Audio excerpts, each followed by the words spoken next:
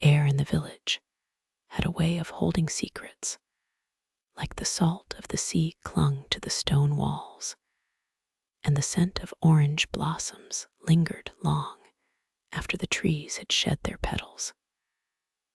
I remember the way the sun would melt into the sky at dusk, turning the horizon into a hush of gold and violet, and how the silence between the waves felt like a breath held too long.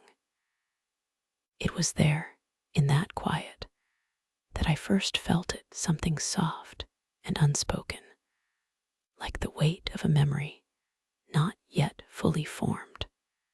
I had come to the village for the peace, for the way the world seemed to slow down, as if the hills themselves were leaning in to listen.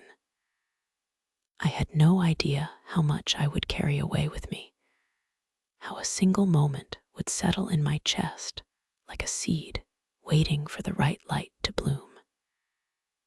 It was not a grand thing, not a revelation, but something quiet, something that crept in through the cracks of my thoughts, like the first drop of rain before a storm. It was someone I had known for years, someone who had always been there, but never quite close enough to feel like more than a shadow in the corner of my day. We met again one afternoon when the sun was low and the sky was painted in the colors of a forgotten dream. He stood by the edge of the path, his hands in his pockets, and when he looked up, I felt the air shift, as if the world had paused to listen to the hush between us. There was a quiet understanding, a kind of knowing that passed without words. I remember the way he smiled, not the usual one, but one that seemed to hold something back, like a secret he was not yet ready to share. We walked together, our steps falling in time, and I felt the way the world seemed to soften around us, as if the sun had warmed the air just enough to make the moment feel like a promise.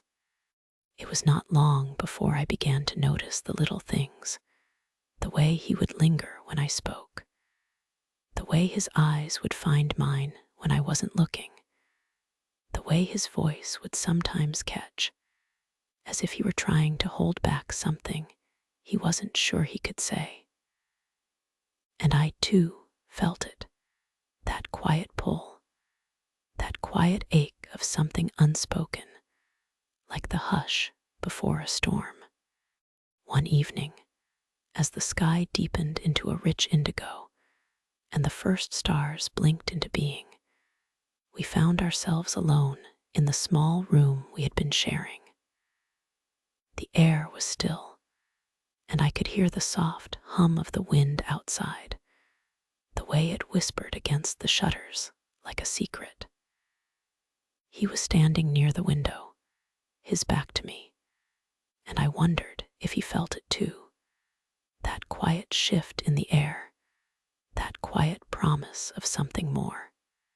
I don't know what it was, but something in the way he turned, in the way his eyes met mine, made my heart quicken. I felt it then, that moment when the world seemed to pause, as if it too was holding its breath. And I, for the first time in a long while, felt something stir inside me, like the first bloom of a flower that had been waiting for the right light. We didn't speak, but the silence between us was full, like the hush before a touch. And I think, in that quiet moment, we both knew, just as I knew, just as I had always known, that something had changed. It was not a grand thing, not a declaration, but something gentle, something that settled in my heart like the first soft rain of spring. And though I never said it, I felt it, that quiet, steady pull, like the tide drawing the shore ever closer. It was not a grand love, not a sweeping romance, but something quiet and deep, something that had been there all along, waiting for the right moment to be felt. And I, for the first time in a long while, felt something stir inside me, like the first bloom of a flower that had been waiting for the right light.